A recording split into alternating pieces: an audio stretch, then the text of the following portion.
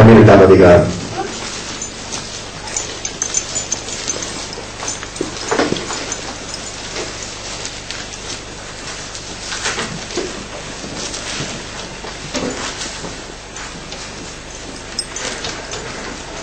வெளிப்படுத்தும் விசேஷம் 12ஆம் அதிகாரத்தை எடுத்துக் கொள்வோம். சென்ற முறை 11ஆம் அதிகாரத்தை நாம் படித்து அதை 13ஆம் வசனம் வரைக்கும் வாசித்தோம். மீதியானவைகள் அது அதிகமாக அதை விளக்கம் காட்டுவதற்கு அதிகம் ஒன்றுமில்லை. ஆனால் 12ஆம் அதிகாரத்தை நாம் இந்த நாளிலும் எடுத்துக் கொள்வோமாக. வாசிப்போம், முழு பகுதியை நாம் வாசிப்போமாக.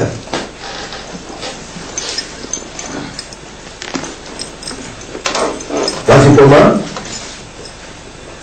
யார் வாசிக்க போறீங்க? அன்றையும் ஒரு பெரிய அடையாளம் வானத்திலே காணப்பட்டது. ஒரு ஸ்திரீ சூரியனை அணிந்திருந்தாள்.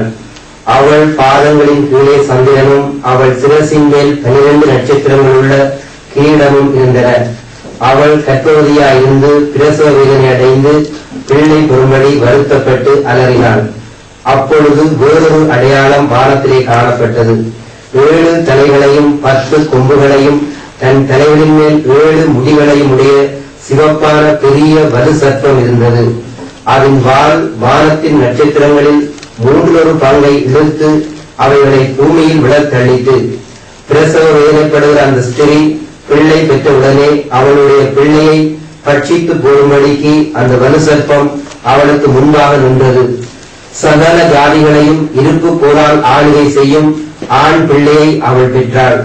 அவளுடைய பிள்ளை தேவனத்திற்கு அவருடைய சிங்காசனத்திற்கும் எடுத்துக் கொள்ளப்பட்டது.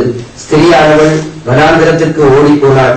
அங்கே 1140 நாளளவும் அவளை போஷிப்பதற்காக தேவனால் ஆயத்தமாக்கப்பட்ட இடம் அவளுக்கு உண்டாயிருந்தது. வானத்திலே யுத்தம் உண்டாயிற்று. மிகாவேலும் அவளை சேர்ந்த தூதர்களும் வலு சர்ப்பத்தோடு யுத்தம் பண்ணினார்கள். வலு சர்ப்பமும் அதை சேர்ந்த தூதரும் யுத்தம் பண்ணியும் ஏன் கொள்ளவில்லை. வானத்தில் அவர்கள் இருந்த இடமும் காணப்படாமல் போயிற்று.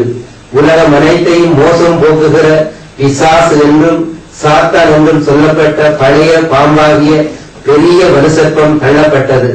அது பூமியிலே விழ தள்ளப்பட்டது. அதனோட கூட அதை சேர்ந்த தூதரும் தள்ளப்பட்டார்கள்.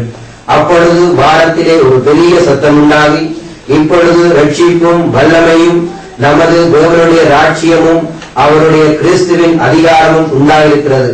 இரவும் பகலும் நம்முடைய தேவனுக்கு முன்பாக நம்முடைய சகோதரர் மேல் குற்றம் சுமத்தும் பொருட்டு அவர்கள் மேல் குற்றம் சாட்டுகிறவன் தாழ தள்ளப்பட்டு போனான்.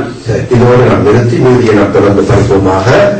அன்பானவர்களே, இப்பொழுது யோவான் பல காட்சிகளை, வரப்போகின்ற நிகழ்வுகளை, காட்சிகளை பார்த்துக் கொண்டிருந்த யோவான் இடையே அவருக்கு 10ஆம் 11ஆம் அதிகாரத்திலே ஒரு சிறு வேலை கொடுக்கப்பட்டது. கை கொடுப்பார், அளவுகோலை எடுத்து ஆலயத்தை அளக்குவார் என்றெல்லாம் வேலையை கொடுத்தார் ஆண்டவர். இப்பொழுது 12ஆம் அதிகாரத்திலே நாம் வரும்பொழுது அவர் சில அடையாளங்களை பார்க்க ஆரம்பிக்கிறார். அடையாளங்கள், உருவகங்களை பார்க்கிறார். அன்பானவர்களே, நாம் ஏற்கனவே நாங்கள் படித்த வசனத்தின்படி 8ஆம் அதிகாரம் 13ஆம் வசனத்திலே, அதற்கு வாசியுங்கள். 8ஆம் அதிகாரம் 13ஆம் வசனத்திலே வாசியுங்கள். அந்த கடைசி அந்த தூதன் சொல்லுகிறான், பின்பு ஒரு தூதன் வானத்தின் மத்தியிலே பறந்து வர கண்டேன். ஒரு தூதன் வானத்தின் மத்தியிலே பறந்து வர கண்டேன். அவன் மகா சத்தமிட்டு, இது எக்காலம் ஊதப் போகிற மற்ற 3 தூதருடைய எக்கால சத்தங்களினால் பூமியில் குடியிருக்கிறவர்களுக்கு ஐயோ ஐயோ ஐயோ ஐயோ ஆபத்து வரும் என்று சொல்ல கேட்டேன். அப்ப 7 எக்காலங்கள் ஊதும் பொழுது, முதலாவது எக்காலம், 2வது எக்காலம், 3வது எக்காலம் என்று தூதன் ஊதும் பொழுது பூமியிலே பல சம்பவங்கள், நியாய தீர்ப்புகள், ஆழ்த்திரை தீர்ப்புகள் நடந்ததாக நாங்கள் வாசித்தோம், படித்திருந்தோம். ஞாபகம் இருக்கிறது உங்களுக்கு? இல்லாவிட்டால் வீடியோ இருக்கிறது, எடுத்து போட்டு பாருங்கள். இப்பொழுது சொல்லுகிறார்கள் என்ன? 8ஆம் அதிகாரம் 13ஆம் வசனத்திலே ஒரு தூதன் வானத்திலே பறந்து வர கண்டவன் சொல்லுகிறான், இனி ஊதப்போகிற மக்கள். அப்ப ஏற்கனவே ஊதிவிட்டார்கள். எத்தனை பேர் ஊதிவிட்டார்கள்? 4 பேர் ஊதிவிட்டார்கள். இனி 3 பேர் ஊதப் போகிறார்கள். அதில் மிகப்பெரிய மோசமான காரியங்கள் இந்த பூமியிலே அது நடைபெற போகிறது. அதனாலதான் அவன் ஐயோ ஐயோ ஐயோ இந்த பூமிக்கு மிகப்பெரிய ஆபத்து இருக்கிறது என்று ஒரு சத்தம் போட்டு சொல்லுகிறான். எனவே 7ஆம் அந்த வசனத்தை 8ஆம் அதிகாரத்திலே நீங்க பார்க்கும் பொழுது அங்கே பாருங்கள் 8ஆம் அதிகாரத்திலும் முழுக்க நம்ம 9ஆம் அதிகாரத்திலே அந்த 4 பேரும் அதை ஊறி முடிக்கிறார்கள். அந்த 9ஆம் அதிகாரத்திலே 4 தூதர்கள் அந்த எக்காலத்தை ஊதுகிறார்கள். அந்த 9ஆம் அதிகாரத்திலே அந்த நியாய தீர்ப்புகளை குறித்து நாங்கள் படித்தோம். பின்பாக 10ஆம் அதிகாரம் 11ஆம் அதிகாரத்திலே வரும்பொழுது 2 தூதர்கள் ஊதிவிட்டார்கள். இப்பொழுது ஒரு தூதர் ஊத போகிறான். பாருங்கள் 7ஆம் தூதர் ஊதும் பொழுது 12ஆம் வசனம் பாருங்கள். 7ஆம் தூதர் 11-18 வாசிக்க பார்ப்போம். 11-15 7ஆம் தூதன் எக்காலம் ஊதினான். அப்பொழுது உலகத்தின் ராஜ்யங்கள் நம்முடைய கர்த்தருக்கும் அவருடைய கிறிஸ்துவுக்கும் உரிய ராஜ்யங்களாயின. இந்த 7ஆம் தூதன் ஊதின பொழுது இந்த பூமியிலே எந்த ஒரு காரியம் நடந்ததாக நாங்கள் வாசிக்க மாட்டீர்கள். 7ஆம் தூதன் ஊதிய கையோடு கூட 16ஆம் அதிகாரத்தில்தான் அந்த சம்பவம் நடந்தது. 16ஆம் அதிகாரம் 1ஆம் வசனத்தை வாசித்து பாருங்கள். 7ஆம் தூதன் ஊதும் பொழுது நடக்கிற சம்பவம் சாப்டர் 16 1ஆம் அதிகாரத்தில் தொடர்ந்தது. அப்பொழுது திருவாலயத்திலிருந்து உண்டான ஒரு பெருஞ்சத்தம் 7 தூதருடைய நீங்கள் போய் தேவனுடைய கோபாலசங்களை பூமி மேல் ஊற்றுங்கள் என்று சொல்ல கேட்டேன். 7ஆம் தூதர் ஊதும் பொழுது மற்ற ஆக்கிரை தீர்ப்பு பூமியிலே நடைபெறுகிறதாக 16ஆம் அதிகாரத்தில் தான் வருகிறது. அப்ப 12ஆம் அதிகாரம் 13ஆம் அதிகாரம் 14ஆம் அதிகாரத்திலே நீங்கள் வாசிக்கும் பொழுது இதிலே சில உருவகங்கள் சில சயின்ஸ் வானத்திலே காணப்படுது. எதுவுமாக பூமியிலே சம்பவங்கள் நடந்ததாக அழிவுகள் நடந்ததாக ஆக்கிரை தீர்ப்பு நடந்ததாக நீங்கள் வாசிக்க மாட்டீர்கள். சாப்டர் 16 தான் தொடங்கி கொண்டு போவது. எனவே அந்த 7ஆம் தூதர் ஊதும் பொழுது 16ஆம் அதிகாரத்தில் தொடங்குகிறது. அந்த இடையில் ஒரு கேப்ல வருகிறது. சில அடையாளங்களை வானத்திலே யோவான் பார்க்கிறார். அதுல ஒரு அடையாளம் தான் நாங்கள் பார்க்கிறோம். பாருங்கள், நீங்கள் வாசித்த 12ஆம் அதிகாரத்திலே அன்றையும் ஒரு பெரிய அடையாளம் வானத்திலே காணப்பட்டது. ஒரு ஸ்திரீ சூரியனை அணிந்திருந்தாள். ஒரு ஸ்திரீ சூரியனை அணிந்திருந்தாள். அவளுக்கு கீழே என்ன இருந்தது? சந்திரன் இருந்தது. அவளுடைய தலையிலே 12 நட்சத்திரங்கள் இருந்தது. அவள் பிரசவ வேதனைப்பட்டாளாம். அவளுக்கு ஒரு பிரசவம் உண்டாயிற்று.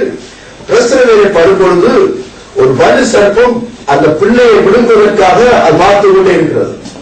எப்பொழுது அந்த பிரசவம் நடக்கும், பிள்ளை எப்பொழுது வெளியே வரும் அதை விழுங்குவதற்காக. உடனே அவள் பிள்ளை பெற்றால், அல்லது பிள்ளையை பெற்றால், அது வலு சர்ப்பம் அதை கவுரத்துக்கு முன்பாக அந்த பிள்ளை வாரத்துக்கு சிங்காசனத்தின் இடத்திலே எடுத்துக்கொள்ளப்பட்டது. எடுத்துக்கொள்ளப்பட்ட கையோடு கூட இதுக்கு கோபம் வந்திருக்குது. எதுக்கு? வலு சர்ப்பத்துக்கு கோபம். அதனால அதை என்ன செய்ய ஸ்திரீயை தாக்க வைக்கின்றது. அது மட்டுமல்லாமல் வானத்திலே மீகாவேலுக்கும் இந்த தூதருடைய சேனைகளுக்கும் யுத்தம் உண்டாயிற்று. ஃபைட் தொடங்கியது. யுத்தம் உண்டாயிற்றது. அப்படி அவர் கீழே விட தள்ளப்பட்டார் என்றும் மீதியான வசனங்களிலே நீங்கள் நாங்கள் திரும்ப வாசிப்போம். கடைசி முடிவிலே நேரத்தில் நாங்கள் தொடர்ந்து வாசிப்போம். அந்த சர்ப்பமானது தன்னுடைய கோபத்துக்கு அடங்காமல் நீதியாயிருக்கிற விசுவாச அறிக்கை செய்தவர்களை அது விரும்ப போயிட்டு அப்படி சில அடையாளங்களை அவர் பார்த்தார். இப்ப நாங்கள் அறிந்து கொள்ள வேண்டிய ஒரு காரியம் என்னவென்றால், இந்த ஸ்திரீ யார் என்பதை நான் கண்டுபிடிக்கிறோம். இந்த அடையாளத்தை அவர் பார்க்கும் பொழுது இந்த ஸ்திரீ யார், எவர் என்று நாங்கள் ஆராய வேண்டும். எனவே இந்த பகுதியை நாங்கள் படிக்கும் பொழுது இதுவும் ஒரு சர்ச்சைக்குரிய ஒரு காரியம். கிறிஸ்தவ உலகத்திலே வட்டாரத்திலே பல ஆர்குமெண்ட்டுக்கு சில விவாதத்துக்கு உள்ள சப்ஜெக்ட் இது. நான் ஏற்கனவே நான் உங்களுக்கு சொல்லியிருந்தேன், நடந்து முடிந்த காரியங்களிலே அநேக கிறிஸ்தவ இறையலாளருக்கு ஒற்றுமை இல்லை. நடந்து முடிந்த காரியங்கள், அதாவது ஆண்டவராக இயேசு கிறிஸ்துவ இது உலகத்தில் நடந்த சம்பவங்கள் இது எல்லாத்துக்கும் அவர்களுக்கு ஒற்றுமை இல்லாத, அப்படி இருக்கலாம் இப்படி இருக்கலாம் என்றெல்லாம் அவருக்கு ஒரு காம்ப்ரமைஸ் இருக்கிறது. அப்ப நடந்து முடிந்த காரியத்திலே அவருக்கு ஒற்றுமை இல்லாட்டி நடக்க போற காரியத்தில் எப்படித்தான் ஒற்றுமை வருவார்கள். அதனால ஒருவர் அப்படி சொன்னார், ஒரு புத்தகத்தில் அப்படி இருந்தது இப்படி இருந்தது என்று நீங்கள் வாசித்திருக்கலாம், கேள்விப்பட்டிருக்கலாம். ஆனால் நல்ல ஆதாரத்தோடு நீங்கள் வருவீர்களானால் நான் சொல்வதை நான் மாற்றிக்கொள்ளலாம். இல்லாவிட்டால் நான் சொல்ல போறதில்லை. ஆணித்தரமாக உறுதியாக நான் இருப்பேன். அந்த அவர் சொன்னார் பிரசங்கத்தில், இவர் சொன்னார் பிரசங்கத்தில், அதெல்லாம் முக்கியம் இல்லை. அதை ப்ரூவ் பண்ணுவோம். இது இப்படி வசனத்தோடு ஒப்புறவரும். அதுதான் உண்மையான தர்க்கம். அதை உண்மையான ஏற்றுக்கொள்வது. இந்த வார்த்தை இப்படி வருகிறது என்று ஆக்கியும் அதுதான் முக்கியம். எனவே நான் சொல்லி வைக்கிறேன். எனவே யாராவது நீங்கள் வாசித்த புத்தகத்தின்படி நான் பேசினால் அல்லது யாராவது ஒரு போதகர் பிரசங்க சொல்லும்படி நான் பிரசங்கம் பண்ணினால் இவர் கரெக்டா பேசுறார், இவர் நல்ல போதகர் எனவே என்று நீங்கள் எனக்கு ஒரு பட்டமும் தரத்தவங்க இல்லை பாராட்டும் கொண்டால், அதே சமயம் நீங்கள் கேட்ட படித்ததுக்கு ஒவ்வாமையான வித்தியாசமான நான் பேசியிருந்தால் இவர் கண்ண போதவர் என்றும் அன்னையும் தேவையில்லை. அதனால இந்த ரெண்டு எனக்கு தேவையில்லை. நீங்கள் ஆதாரத்தோட நிரூபித்தால் சரி, நாங்கள் அதை ஏற்றுக்கொண்டு பார்க்கலாம். சரி, இந்த ஸ்திரீ யார் என்று நாங்கள் பார்க்கணும். நீங்கள் அறிந்திருக்கிறவர்கள் ரோமன் கத்தோலிக்க சபையாக்கள் இதை சொல்லுவார்கள். இந்த ஸ்திரீ யார் என்று சொன்னால் அது மரியாள் என்பார்கள். அதற்கு அவர்கள் ஆதாரமாய் எடுக்கிற வசனங்கள் எதற்காக அவர்கள் அதை சொல்லுகிறார்கள் என்று சொன்னால், அந்த ஸ்திரீ பிள்ளை கேட்டால் அந்த பிள்ளையை கொள்ளும்படி அந்த வலுசர்க்கம் ஆவலாக இருந்தது. இயேசு கிறிஸ்து பூமியிலே பிறந்த பொழுதும் அவரை கொல்லுவதற்காக ஏழும் ராஜா திட்டம் போட்டான், முயற்சி செய்தார். ஆனாலும் கடவுள் அந்த குழந்தையை தப்புவித்தார். எந்த தப்புவித்தார்? எகிப்து கொண்டு போய் காப்பாற்றி சொப்பனம் மூலமாக பேசி தப்புவித்தார்.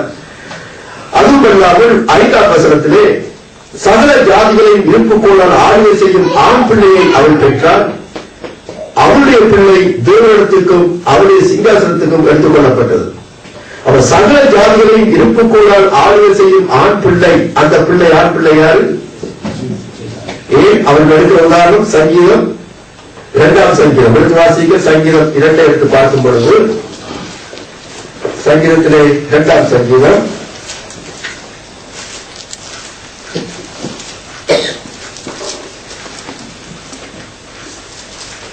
கடைசி வசனத்தை வாசிக்கும் பொழுது பாருங்கள். குமாரன் கோபம் கொள்ளாமல் 9ஆம் வசனத்தை பாருங்கள். 8, 9 வாசியுங்கள். என்னை கேளும்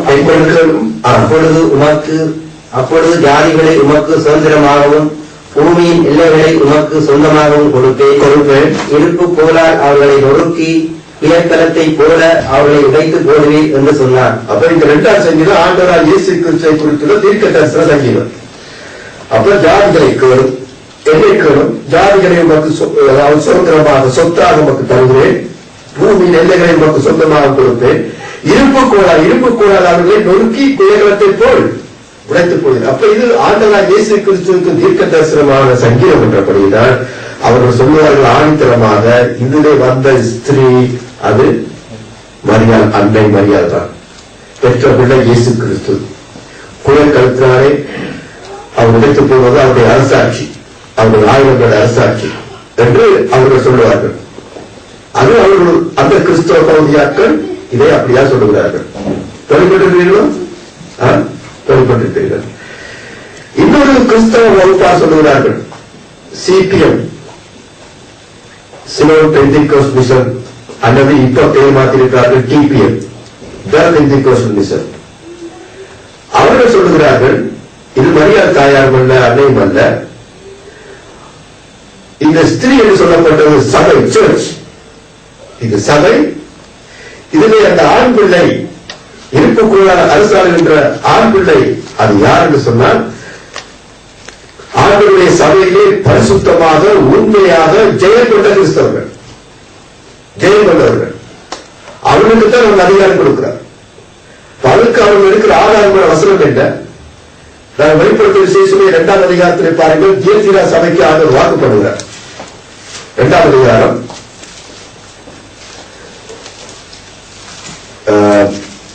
2ஆம் அதிகாரத்திலே பாருங்கள். தியத்தீரா சபைக்கு சொல்லும் பொழுது பாருங்கள் 26ஆம் வசனம், 2ஆம் அதிகாரம் 26, 27. ஏன் கொண்டு முடி வரியந்தம் என் கிரியைகளை கைக்கொள்ளுகிறவன் எவனோ அவனுக்கு நான் பிதாவிடத்தில் அதிகாரம் பெற்றது போல ஜாதிகள் மேல் அதிகாரம் கொடுப்பேன். அவன் இருப்பு கோலால் அவர்களை ஆளுவான். அவர்கள் மண் பாண்டங்களைப் போல ஒடுக்கப்படுவார்கள். அப்ப இரண்டாவது சங்கீதத்திலே சொல்லப்பட்ட ஆண்டவராய் இயேசு கிறிஸ்து சொல்லப்பட்ட அந்த தீர்க்கதரிசன வசனத்தை இங்கே பார்க்கிறீர்கள். இருப்பு கூட எழுதி போடுவார். யார் எழுதி போடுவார்கள்? ஜெயம் கொண்டவர்கள். எனவே சபையிலே ஜெயம் கொண்டவர்கள், பரிசுத்தமாக உண்மையாக கடவுளுக்கு கீழ்ப்படிந்து வாழ்ந்த ஜெயம் பெற்றவர்கள். அப்ப அப்படிப்பட்ட இவர்கள் சொல்லுவார்கள். இன்னும் சில பேர் சொல்லுகிறார்கள், இந்த ஸ்திரீ என்று சொல்லப்பட்டது யார் என்றால் அது யூத ஜாதி. யூத ஜாதி, அவற்றிலிருந்து யூத ஜாதியிலிருந்து பிறந்தவர் தான் கர்த்தராகிய இயேசு கிறிஸ்து. அப்ப யூத ஜாதியை குறித்து அது சொல்லப்படுகிறது என்று சில பேர் வியாக்கியானிகள் சொல்லுகிறார்கள். மூன்றாவது வர்க்கத்தினர். நாலாவது வர்க்கத்தினர் சொல்லுகிறார்கள், அதாவது 100% சொல்லுகிறார்கள் என்னவென்றால், இந்த ஸ்திரீ யூத ஜாதி தான். இது சொல்லப்பட்ட அடையாளம் ஸ்திரீ யூத ஜாதி. ஆனால் இதிலே இந்த ஆண் பிள்ளை என்று சொல்லப்படுகிறது யார் என்றால் யூத ஜாதியிலிருந்து ரட்சிக்கப்பட்ட கிறிஸ்தவர்கள், ரட்சிக்கப்பட்ட யூத ஜாதி கிறிஸ்தவர்கள். அவர்களைத்தான் அந்த ஆண் பிள்ளை சொல்லுகிறது. இது அதிகமாக நீங்கள் கேள்விப்பட மாட்டீர்கள். ஆனால் இந்த ரெண்டு காரியங்கள் நீங்க அடிக்கடி கேள்விப்படுவீர்கள். ரோமன் கத்தோலிக்க சபையில் சொல்வார்கள் மரியாள் என்றும் இயேசு என்றும். சிபிஎம் டிபிஎம் என்று சொல்லப்படுகின்ற ஆவிக்குரிய கிறிஸ்தவர்கள் அவர்கள் சொல்வது அது சபை என்றும், பொதுவான ஒரு சபை என்றும், அதை ஜெயம் பெற்றவர்கள், அது வெற்றி பெற்ற கிறிஸ்தவர்கள், முடிவு வருகின்ற ரட்சிப்புடைய கர்த்தருக்காக வைராக்கியமாக சாட்சி அளித்தவர்கள் தான் இதை சொல்லுவார்கள். இதை குறித்து இலக்கங்கள் அங்கீகரிக்க முடியாது. முதலாவது நாம் அங்கீகரிக்க முடியாது என்னவென்று சொன்னால், இது மரியாள் தாயார் அல்ல, அன்னை மரியாள் அல்ல என்றதுக்கு நாம் நிரூபிக்கலாம். என்னவென்றால், இந்த சம்பவத்தை 13ஆம் அதிகாரத்தை மன்னிக்கவும் 12ஆம் அதிகாரத்தை இந்த அடையாளத்தை பார்க்கும் பொழுது சபையானது பூமியில இல்லை. ஏன்? இவைகளுக்கு பின்பு சம்பவிக்க வேண்டியவரை நான் உங்களுக்கு காண்பிக்கிறேன். 4ஆம் அதிகாரம் திறந்தது. இவைகளுக்கு பின்பு 2ஆம் 3ஆம் அதிகாரத்தில் உள்ள சபையின் காலங்களுக்கு பின்பு, இவைகளுக்கு பின்பு என்று ஆண்டு கூப்பிடுற அறிவா. இவைகளுக்கு பின்பு இந்த ஏழு சபையின் காலத்தை பார்த்தாயே, எபேசு, சீவர்னா, பெர்கமு, தியத்தீரா, பிலடெல்பியா, மற்றது லவோதிக்கேயா சபைக்கெல்லாம் தூதருக்கெல்லாம் சொல்லு எழுது என்று ஆண்டவர் செய்தி கொடுத்த பின்பு, இந்த சபையுடைய காலங்களுக்கு பின்பு நடக்க வேண்டிய சம்பவங்களை நான் உனக்கு காண்பிக்கிறேன் என்றுதான் ஆண்டவர் 4ஆம் அதிகாரத்தில் தொடர்கிறது.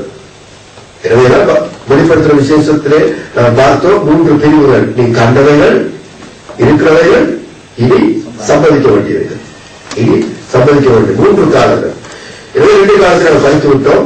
எனவே 3ஆவதாக இனி சம்பவிக்க வேண்டிய சம்பவத்துலதான் என்ன நடக்கிறது? இந்த 12ஆம் அதிகாரத்தில் இந்த காட்சியை வந்து காட்டுறார். அப்ப இதுக்குள்ள கொண்டு வந்து சபையை செய்ய வேண்டும் என்ற அவசியம் இல்லை. அது ஓடர் இல்லை, ஏன்னா புலப்புற மாதிரி வரும். இதுக்குள்ள சபையை கொண்டு வந்து நிறுத்தி அது மரியாள் தாயார், இது சபை, இது ரட்சிக்கப்பட்டவர்கள், வெற்றி கொண்ட கிறிஸ்தவர்கள் சொல்றதுல அதுல எந்தவித கனெக்ஷனும் அல்ல. இரண்டாவது, மரியாளுக்கும் இந்த தரிசனத்துக்கும் சம்பந்தமே இல்லை. எந்த விதத்தில் சம்பந்தம் இல்லை. ஒரு ஸ்திரீ, அதாவது எழுத்துப்பூர்வமான சம்பந்தம் இல்லை, ஆவிக்குரிய ரீதியில் சம்பந்தம் இல்லை. ஒரு ஸ்திரீ சூரியனை அணிந்திருந்தார். சூரிய உட்படுறது மரியாதை. சந்திரன் காலுக்கு காலம் என்ன அர்த்தம்? என்ன சொல்ல வருகிறார் ஆண்டவர்? 12 நட்சத்திரங்கள் தலைக்கு மேலும் இருக்கிறது. அதுல என்ன சொல்ல வர? அது என்ன வரப்போகுது? அது ஒன்றுமே நமக்கு விளக்கம் இல்லை. எனவே அது நமக்கு ஏற்றுக்கொள்ள முடியாத ஒரு விவாதம். அது மட்டுமல்லாமல்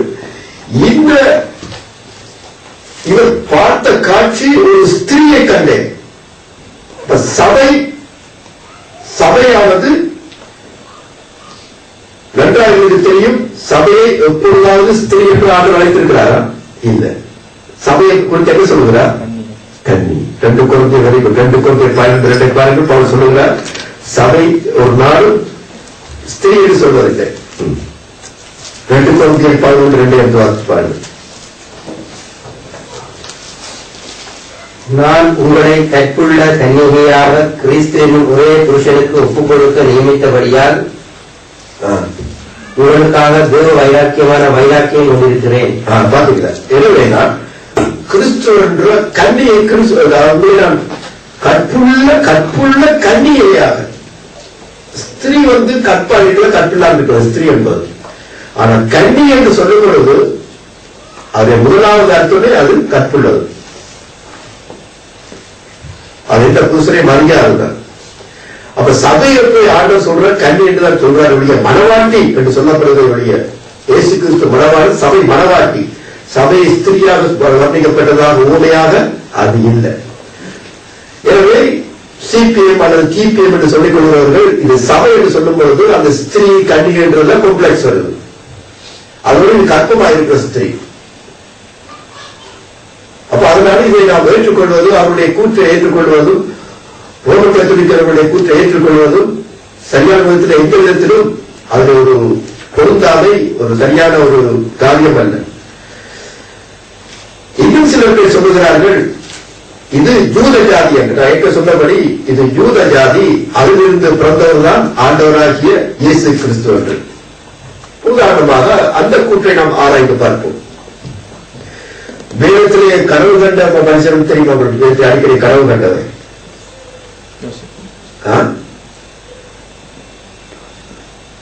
கனவு கன்னிகள் சொல்வார். கனவு கண்ணடமும் இருக்கிறார் மன்னன், கனவு காண்றவர். சொப்பனம் கண்ட யாரோ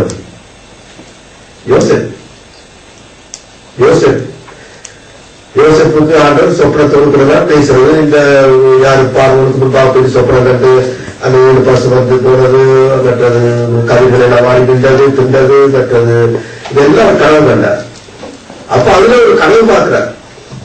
என்ன பாருங்க, முதலாவது கனவு கண்டார், தன்னுடைய அடிக்கட்டை சுற்றி மற்ற 11 அடிக்கட்டும் தலைமுறைக்கு நின்றவர் ஒரு கனவு கண்டு போட்டு சொல்லுகிறார் தன்னுடைய சகோதரர்களுக்கு, என்னுடைய கதிர்கட்டை சுற்றி உங்களை கதிர்கட்டன தலை வணங்கி நின்றவர்கள். எல்லாருக்கு கனவு தாப்படும் தாயும் சந்தோஷப்பட்டாலும் திரும்ப 2வது கனவு வந்துச்சு. என்ன கனவு வந்துச்சு? தன்னை சுற்றி 11 நட்சத்திரங்களும் சூரியனும் சந்திரனும் தன் வணங்கி கொண்டிருக்கிறது. யாக்கோபு கோபம் என்ன அந்த கனவு நீங்க நானும் இந்த தாயும் வணங்கி கொண்டு நினைச்சு கொண்டாயிரம். அவருக்கு சந்தோஷம் வர வைக்கல, அவர் கோபத்துல இருக்கிறார் மாதிரி. என்ன நினைச்சு கொண்டார் மனதில் இருக்கு? உங்க அப்பாவும் உங்க தாயும் தவப்படும், இந்த தாயும் தவப்படும், நானும் நீ அம்மாவும் இந்த காலம் படுத்து கொண்டு நினைச்சாருன்னு சொல்லி போட்டு அவர் அந்த சந்தோஷப்படையில. அப்ப அந்த ரீதியில பார்க்கும் பொழுது யோசிப்பு சொல்லுகிறார். கையில் எடுப்பார்.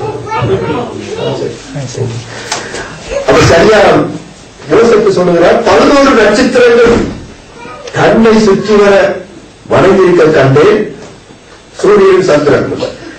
அப்படி எடுப்பார்கள் என்று சொன்னால் இப்பொழுது இந்த ஸ்திரீனுடைய தலையில எத்தனை நட்சத்திரம் இருக்கு? வாசித்த பகுதியில 12 நட்சத்திரம். இதெல்லாம் பழைய பார்த்து பாருங்க. அவர் பார்க்கும்போது 11 நட்சத்திரம், இப்ப 12 நட்சத்திரம். அவ 11 12 பிழைக்குது. இந்த யூத ஜாதியில் எப்படி இருக்க முடியும்? காரணம், யோசேப்பு அந்த கனவு காணும்போது, விளக்கப்பட்ட ஒரு கனவு காணும்போது தன்னை விட்டுதான் கனவு காண்றார். அவன் மிச்சம் எத்தனை நட்சத்திரம்? 12 நட்சத்திரம், 12 கோத்திரங்கள். அப்ப ஒரு நட்சத்திரம் அவர். மற்ற 11 தான் வளர்க்கிறது. இப்ப இதுல 12. அதே அர்த்தம் என்ன? 12 கோத்திர பிதாக்கள் யாக்கோபை, இஸ்ரவேல் வம்சத்தை அவர்கள் அப்படியாக இணைக்கப்பட்டு இருக்கிற ஒரு இதைத்தான் இந்த உருவமாக அது காட்டப்படுகிறது. எனவே அது யூத ஜாதி. 12 கோத்திரங்களும் சூரியன் சந்திரன் சொல்லப்பட்ட யாக்கோபும் அவருடைய மனைவியும் அவருடைய சந்ததியில் வந்த இந்த யூத ஜாதிகள், இந்த இஸ்ரேலுடைய ஜாதிகள், அவருடைய சந்ததிகள் வந்த மனவாட்டிகள் வந்த சந்ததிகள் என்று. எனவே அந்த ரீதியிலே ஓரளவு நாம் ஏற்றுக்கொள்ளலாம். சரி, இது யூத ஜாதியாக எடுத்துக்கொள்ளலாம்.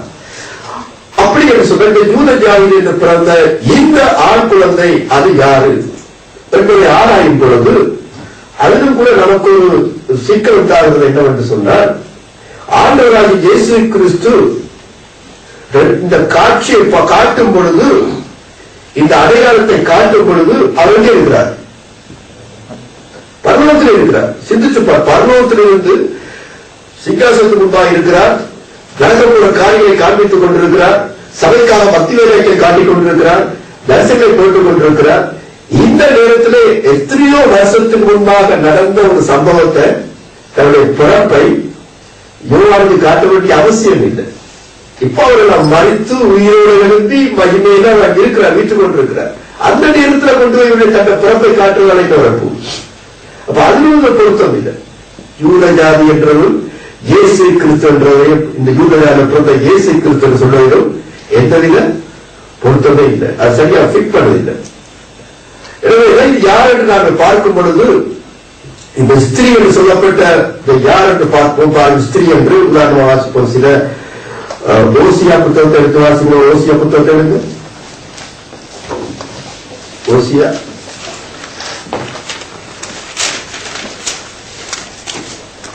ஓசியா புத்தகத்தை அது சில வசனங்களை பதவி பாருங்கள். இஸ்ரவேலை குறித்து ஆண்டவர் ஸ்திரீ என்று பேசியிருக்கிறார். எப்படி பாருங்கள், ஸ்திரீ என்று இஸ்ரவேல் ஜாதியை குறித்து ஓசியாக்கு பாருங்கள். ஓசியா வாசிங்க. சில எடுத்தாலே ஓசியாலும் நிறைய அடிக்கடி சொல்லிடுறார். எப்படி சொல்லுவார் பாருங்க.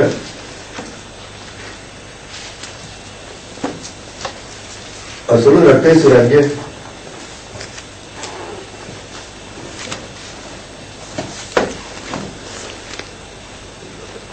மூன்றாம் அதிகாரத்திற்கு எடுத்துக்கொள்ளலாம். பாருங்க, சீர்கட்ட இஸ்ரவேலே, ஒரு திரும்ப மனதா என்ற திரும்ப நீ வா, நீ அந்த மருத்துவங்களை பேசித்தனம் பண்ண நான் பார்த்தேன், எல்லா நீங்க எடுத்த திரும்ப மனதா என்கிட்ட வா, அப்படி இப்படி எல்லாம் அந்த கூப்பிட பாக்குறீங்க.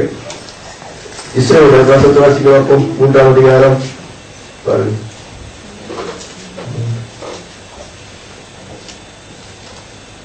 மூணாம் வசத்தை வாசிங்க. பின்பு கர்த்தர் என்னை நோக்கி, அந்நிய தேவர்களை மதித்து திராட்சரசம் உள்ள பாத்திரங்களை விரும்புகிறவர்களான இஸ்ரவேல் புத்திரர் பேரில் கர்த்தர் வைத்திருக்கிற அன்புக்கு ஒப்பாக நீ இன்னும் போய் தன் நேசரால் நேசிக்கப்பட்டவனும் விபச்சாரியுமான ஒரு ஸ்திரியை நேசித்துக் கொள் என்று சொன்னார்.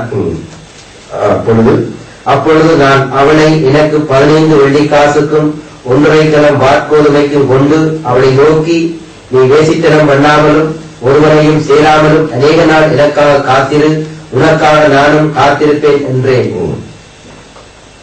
இஸ்ரவேல் புத்திரர் அநேக நாள் ராஜா இல்லாமலும் அதிபதி இல்லாமலும் தலி இல்லாமலும் சிலை இல்லாமலும் ஏபோத் வஸ்திரம் இல்லாமலும் தேராபியம் இல்லாமலும் இருந்தார்கள். இதெல்லாம் உண்மையாக எங்களுக்கு சொன்னார் என்று சொன்னார். பாருங்கள், 4ஆம் அதிகாரம் 11ஆம் வசனம்.